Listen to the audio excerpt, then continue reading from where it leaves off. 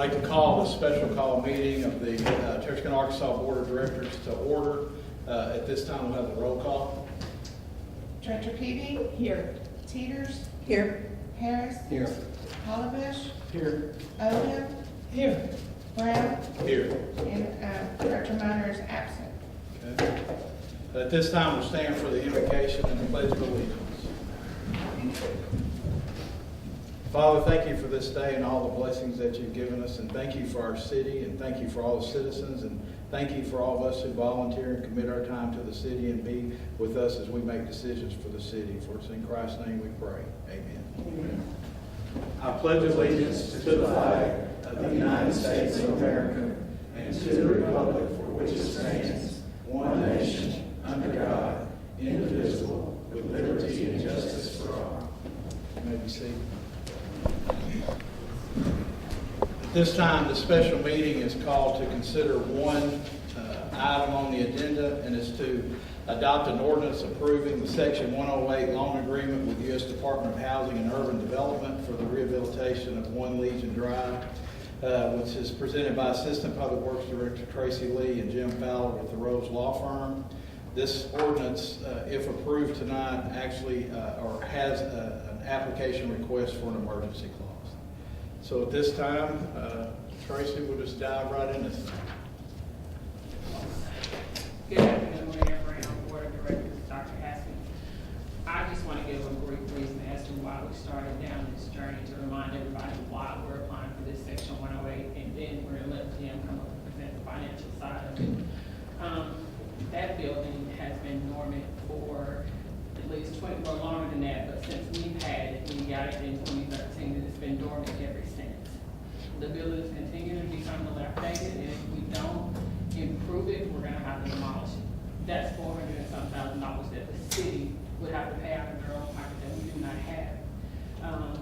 I know there may have been some hangups on the Section 108 loan, but the reality of it is, we don't even have control of the CDBG dollars now.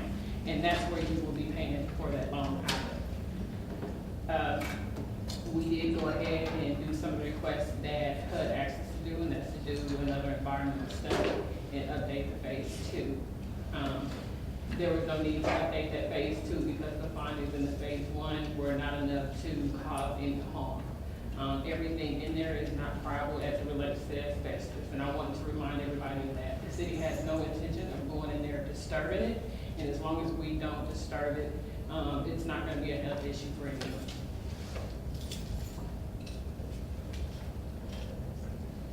That's all I have. Tyler, do you want to talk about asbestos? Yeah, so the new phase 1 environmental site assessment that we had conducted, it yielded no friable asbestos. Asbestos is only hazardous in a friable state that's crumbled into a dust. If we do encounter any asbestos, once we go into the building, those materials are most likely going to be in like a floor mastic or something like that. We don't have to pay to abate those items unless we are removing them from the building. If there's asbestos in the gym floor or in the tile or anything, we can tile over that. We can put a new gym floor on over top of it. It's not hazardous whatsoever. So I've really got no concerns as far as the asbestos or other hazardous materials go. I want to make sure, Tyler, Yes, ma'am. that's not you saying you don't have concerns. Those are experts also along with you. That's right. That are backing up that there are no concerns. That's right. Yes, these are. So we've done 2 now, Mhm. These and are- both of them say there is no hazard from asbestos. That's right. There is asbestos-containing material. Sure, but only there, if we But- uncover it and start digging. But in a non-friable Destroy it. state. That's right. Yes, ma'am. Okay, thank you. Good afternoon, Jim Fowler with Rose Law Firm. This is the revised version of the ordinance that was presented to you on the 7th, I believe it was. And we've gone back and forth with HUD with several things in their contract. And I believe we've got an improved contract with them at this point. Still, as I pointed out to staff and to the mayor, there are interest rate risks that are involved, like any variable rate loan, there are interest rate risks, but this one's a little unusual in that It does have an index, a LIBOR index, which is customary and standard, but that goes away at the end of next year. And there are waterfall provisions in the HUD documents that allow HUD and its private parties to reset the interest rates. This is unusual for us to not be able to put a maximum interest rate in an ordinance, but as long as the city believes that HUD's credit that it's providing to the transaction, HUD's going to guarantee the loan, and then it controls how the loan is originated and how it's converted to a long-term fixed rate loan. As long as the city believes that, HUD has got the same interest that you do, keeping a low interest rate, it will negotiate the rates when those adjustments come up. It will set the time for converting it to a fixed rate. And that HUD is putting the credit of the United States government behind the loan, which is a little better credit than the city's credit. And some people may debate that. That's, I think those are the facts that staff has looked at and determined this is favorable for the city. I have in the ordinance, we've outlined the major terms. I have circulated a form of certificate the city will deliver at closing, which recites that the city has considered all of these issues relating to HUD being in control of setting the interest rates and the timing on when the fixed rate conversion occurs. And with that, if there are any questions, I'll be happy to answer. Yes. Well, how much is this costing the city for your service?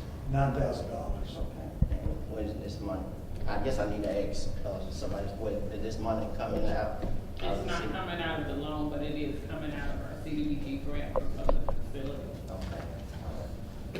And that's all I wanted to know. And what impact is it going to have on CBG? Which question are you asking, the 9,000? No, the one, how much is, over what time span is this money coming from CBG, and how long is the time span? How much money? It's How a long? 20-year period, and originally, we were going to pay about $46,000 a year. Mhm. But, and I agree with the mayor, he has requested that the interest rate be included in the month of the annual payment versus it being a balloon payment at the end of the contract. So you'll essentially be looking at about $62,000 to $63,000 a year. And it's coming out of the money that's allocated for city of Texas County CBG area. That is correct. For the next one, and that's by average of what, 297,000 to what? How much is that average to be? I think it's 280-something thousand. I really haven't got the final numbers in, but I think it's around that amount. The interest, that's what you're asking, correct? Okay, and somebody, I know the topic is on Vesta, and I know, when was the last study done according to you, Mr. Tyler? I know you brought it up about the. When was the last asbestos done? Uh-huh. Study done? Uh-huh. Just a few weeks ago. Okay, I know the one I just recently got, and I know a guy came to the board meeting sometime in April. I know I had mentioned about trying to get these documentation, and I know some guy came and said, yes, I should give them, and I just got them today. Whoever that came to that board meeting that time and requested I get these documents, I would like to thank whoever that was, because I didn't know that guy. Apparently he saw me requesting it on the, from a board meeting. So, and the study I got is June 2012, so, I guess I need to get that study there, because according to the study I got from here, it said that they did 28 random bulk sample was collected, and they said 10 material was identified out of that, and then give a location of the area from the restroom to the center floor, ceiling. And they even went down to the internal wall, where drywall said it may have vested in it. So I guess and also I noticed too this, since we own this, and I guess it's because of what I'm bringing it up, and the reason why I'm bringing it up, because I know most of the time, environment injustice mostly in minority areas. And I think that, and I'm quite sure that the majority of the student children gonna be coming here, probably gonna come out of Ward 2 and maybe Ward 1. I don't really see nobody coming from the other side of town coming into this, so that's why I'm so adamant about make sure that this is a safe environment for children that basically coming out of my ward gonna be going into the building. So that's the reason I'm adamant, like I said, about this. And I'd like to see what the new study is, and Mayor, would I be able to get that? Like I got this without having to do on the FOI request, because I would like to compare this. And I also know that this study was done by someone out of Benton, Arkansas. And it was done because they was thinking that the Boys and Girls Club was a brownfield area. And by the architects of government, there was 2 phases done back 2012 and 2011. These are big books that I had gotten. I just got it this morning. I haven't had a chance to go through all this, but I just, like I said, just went through this.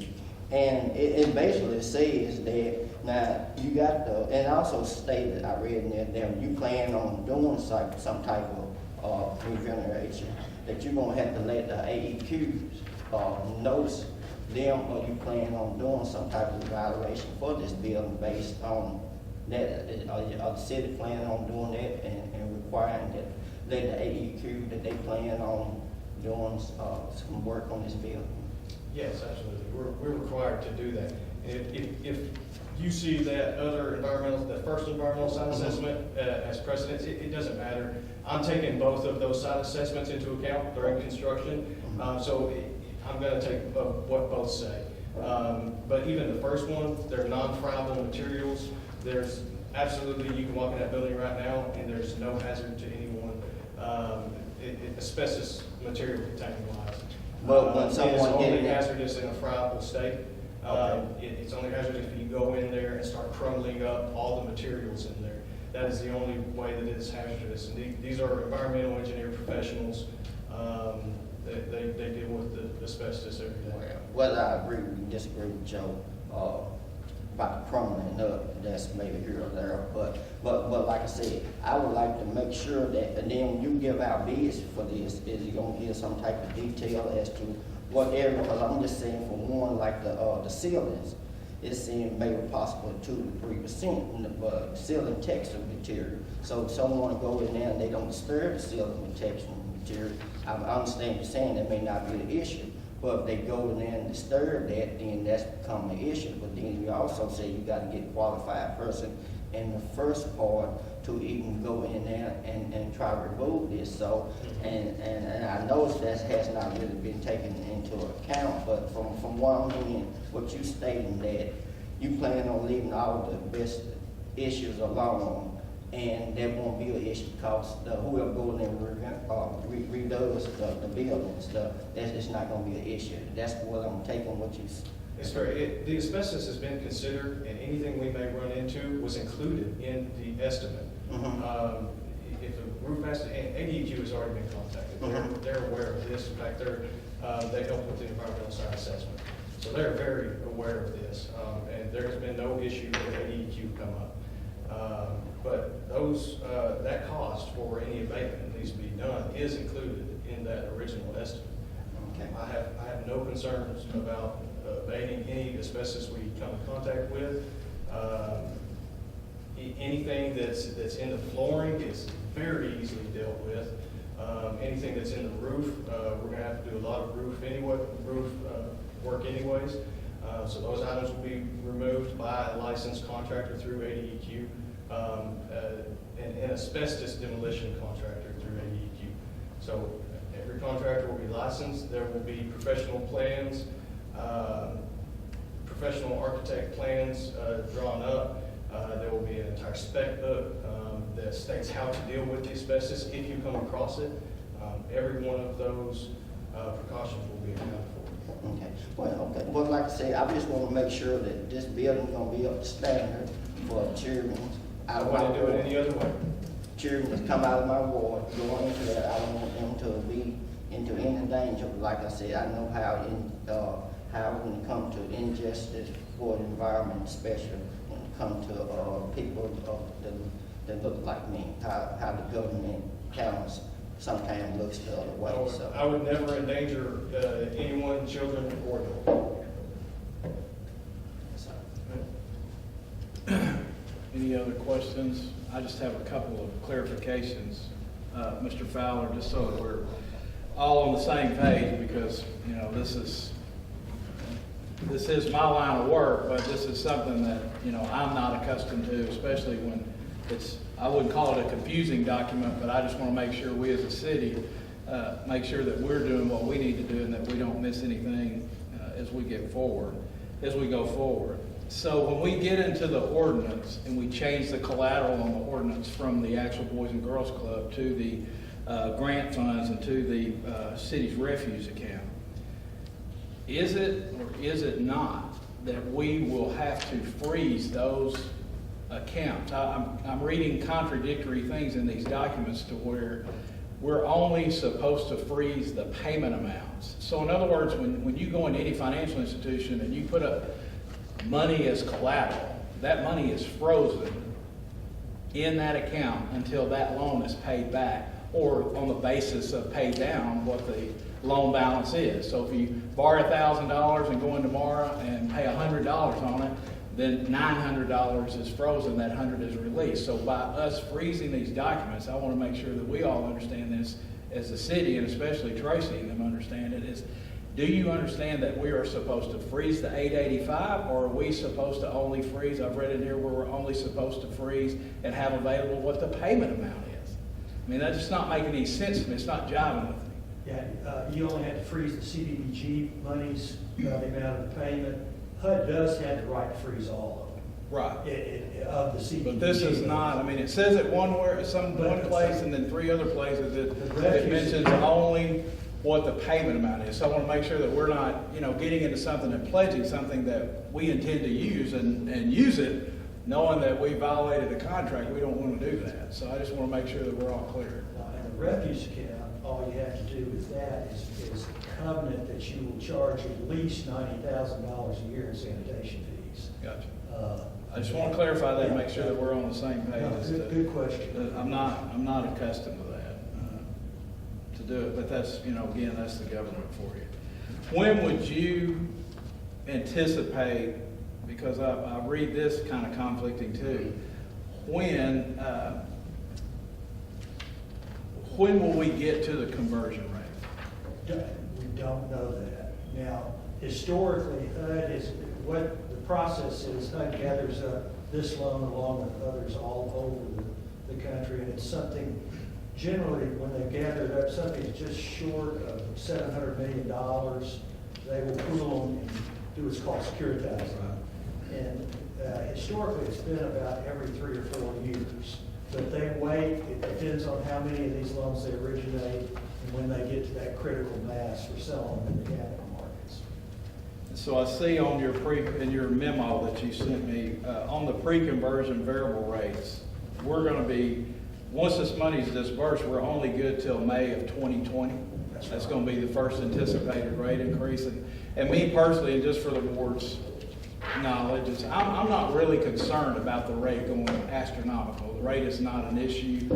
I think it's in a HUD program and with the government knowing how these loans are paid back and when these loans are guaranteed, this loan should not escalate beyond what the city can pay for. I'm not concerned about it being in a variable rate loan. I think that's probably one smart thing the government does do, is to not fix long-term rate goals. We've been down that road before. It almost bankrupted us, so I think that's a good thing. But I'm not concerned about the repayment of the loan or that. I just want to make sure that our documents, we can do what our documents say we're doing, because they're quite specific in what Tracy and Tyler and Public Works and are going to have to do in administering those, and we've not administered one of these before. We have certain deadlines and certain time frames every 15th of the month, and then dispersing this money and setting up separate accounts. So, and that's something, you know, that I can talk to Tracy and Tyler about, just to make sure that some things that I pointed out that I want to make sure that we're doing. Another thing is the 2.5%, the 2.34% fee that we're gonna pay up front. Tracy, are we gonna take this money out of the 885, or are we gonna pay it out of other blight funds? No, it's gonna come out of, the CDBG funds. We had already allocated that money in the 2019 budget. Okay. So it's still sitting there. We won't have to pay that full amount up front because we're not gonna draw the entire 885,000 down. So you're just gonna pay it when we draw? Yes.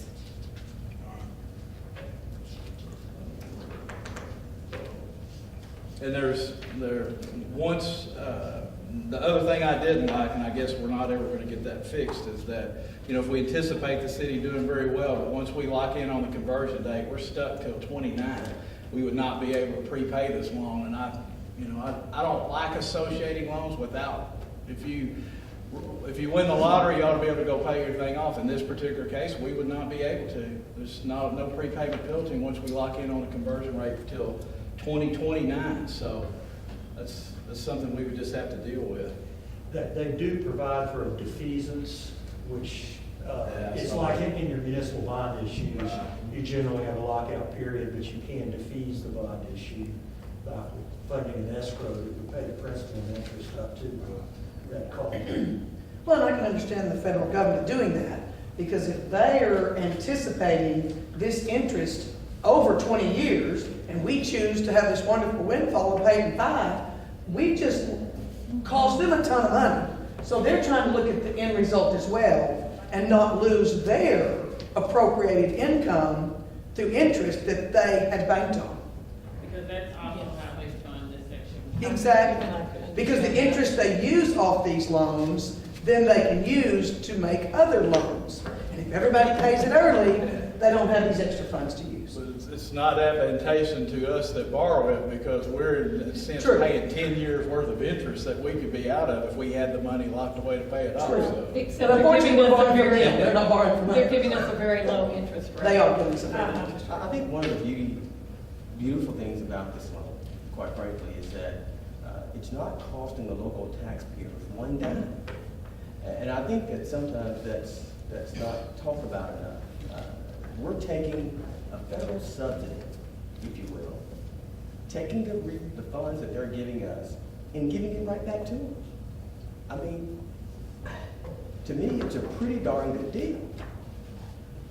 Also, I wanted to point out that one of the issues with how the city was actually spending their CDBG dollars is, they don't see anything tangible.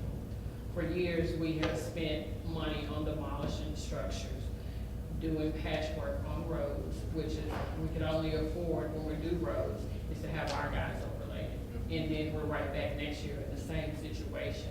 So they asked for us to give them something tangible that they could see. And also, in our public hearings, one of the top things that our citizens requested in those hearings were programs for our youth. And this was our way of doing that. Yes, and from listening to that, if I may, I would just like to add that when I attended the RPOP conference, and then what we learned there, it renewed, and I'm just reading from what we wrote up from that meeting. It renewed our focus on repurposing our former Boys and Girls Club. Repurposing not only for our youth, but for the entire age spectrum in our community. And so with that in mind, when I came back from that conference and I approached our city manager and I asked him, could you look or direct whoever or whomever to see what can be done and what is out there that will allow us to do that. Because I knew as a city we couldn't take it out of our general fund, and I didn't think that we could go to one of the banks and borrow it at a low interest rate that we needed. And so a year later, lo and behold, this is what was found. And I was excited, I'm still excited, and I hope, Dr. Haskins, that with what has been, the changes that have been made in the contract, that you are feeling secure about this, because I think it's the way to go in getting our Boys and Girls Club repurposed so that we can use it. I think there is a need. We have heard the people, we have heard the citizens, and I believe this is the way that we can do it without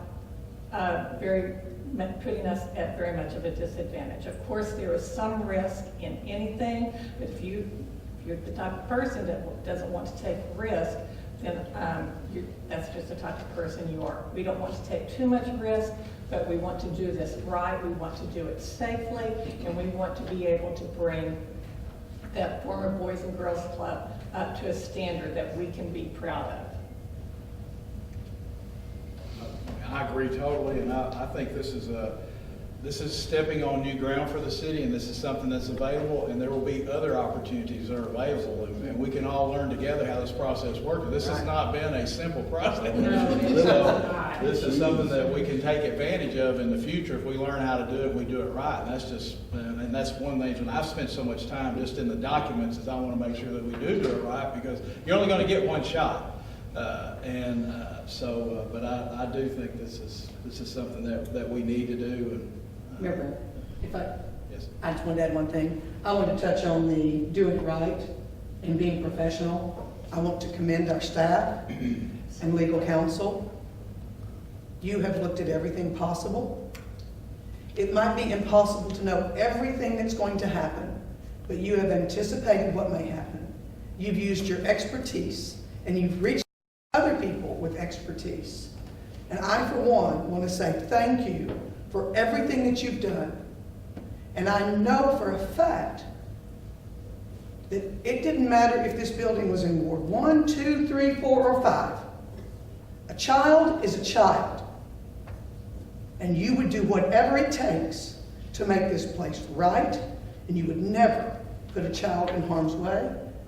It has nothing to do with it. It has to do with what's right for our city and what helps our citizens. And I commend all of you for taking this, finding these funds, and then using your expertise to get this all worked out and approved for us. And I really appreciate that. Thank you. Okay, is there any other comments or questions for anyone? Okay. All right. Then I'm going to read this 3 times. Okay. So at this time, we would move on with the adoption of the ordinance. So at this time, I would entertain a motion to have the ordinance read on its first reading. Motion to have the reading placed on its first reading. Second. In And in its abbreviated form. Second. So we have a motion and a second to have it read in its abbreviated form. Could you call the roll, please? Peavy, Yes. Teeters, Yes. Harris, Present. Hollowbush, Yes. Oden, Brown, Yes. An ordinance of the city of Texarkana, Arkansas, authorizing the issuance of a variable fixed rate note in the principal amount not to exceed $885,000, which will be used to finance the acquisition, construction, rehabilitation, and equipping of a recreational facility located within the city of Texarkana, Arkansas. Authorizing a contract for loan guarantee under Section 108 of the Housing and Community Development Act. Authorizing the pledge of the city's Community Development Fund and the city's refuge account within the Public Works Fund as the sole source of payment and security for the note, authorizing other documents and actions in connection with the issuance and sale of the note, and declaring an emergency. Okay.